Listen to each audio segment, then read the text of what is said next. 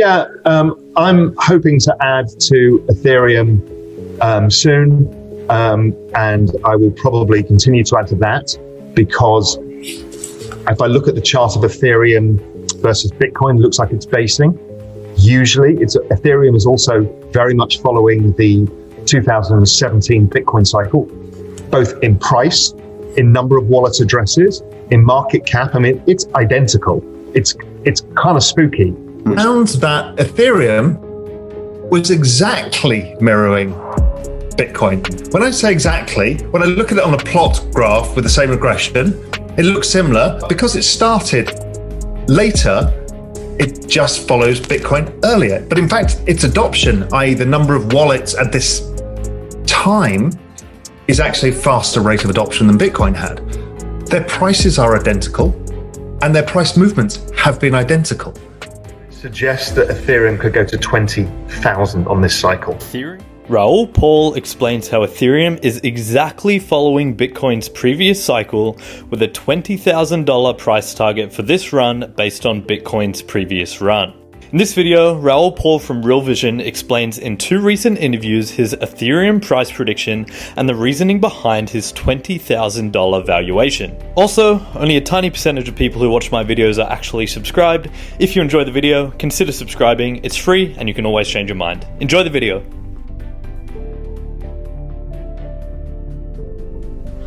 Put it in perspective. Yes, it looks horrible when you see a P&L go down, but it's okay.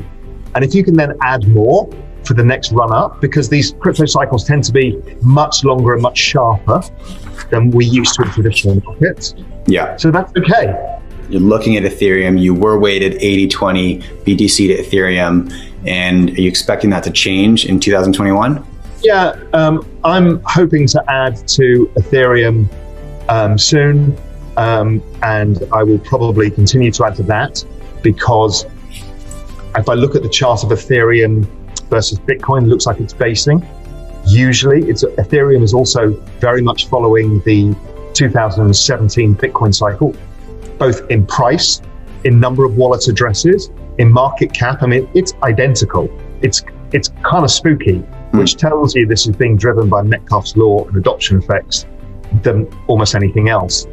So if that's the case, then we know Ethereum has a decent chance of getting to 20,000, considering right now it's at 11,800. Oh, sorry, 1,180.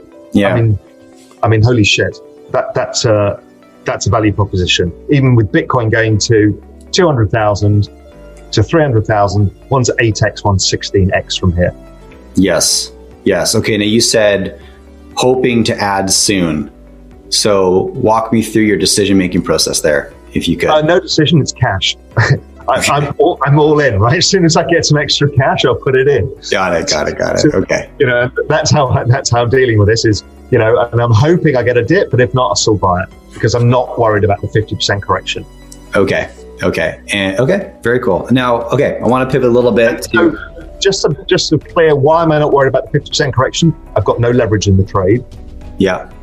I know what I can stand to lose. Yes. It's not, I'm an all-in, this is my whole life is riding on this. It's not. Yeah. This is a very significant bet for me, but taken from a calculated risk perspective.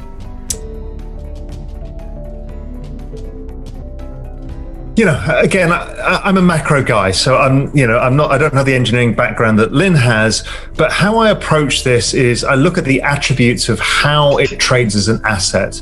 And what I did is I looked at estimations of network effects and said, well, do they look similar?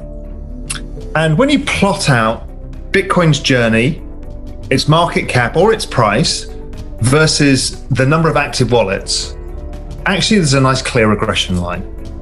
And it happens after a certain period of time. So it gets to about 5 million wallets, and then it goes in a very clear, steep line, which is essentially an estimation of Metcalfes law.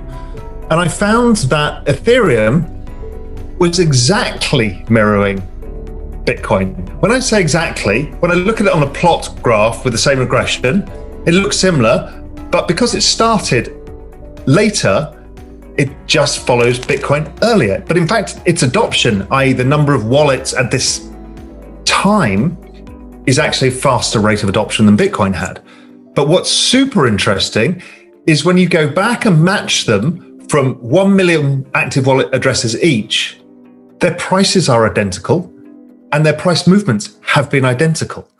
And that took me by surprise. I didn't expect to see that because that normally doesn't happen. You have to fit the graphs, but it perfectly fit in every way.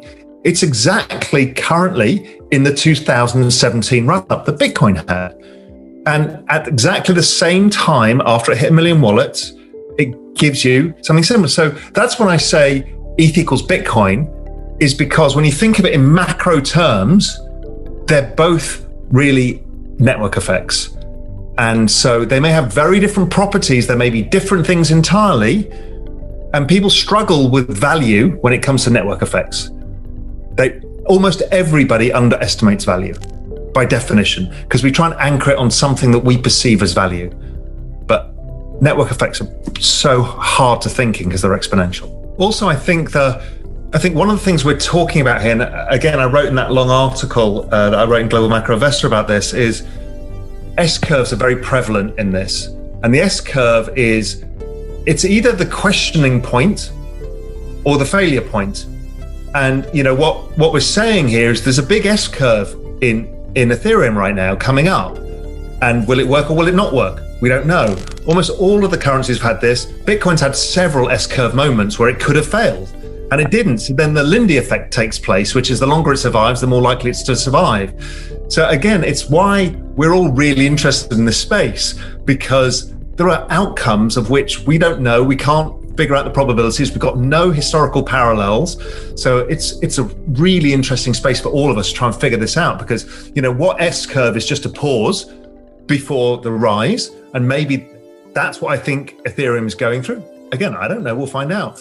And that drives us further up Metcalfes' law and the Lindy effect. Some of these S-curves will see total failures. Competition. Here are some of the tweets and data that Raoul was referencing in that clip. It shows the relationship between active addresses and the similarities that Bitcoin and Ethereum has. Ethereum is just one cycle behind Bitcoin. You have to admit the resemblance is uncanny and the relationship seems to be very similar. What do you guys think? What do you think the Ethereum price will hit in 2021? And what do you think of the logic behind this argument? Let me know in the comments and see you in the next video.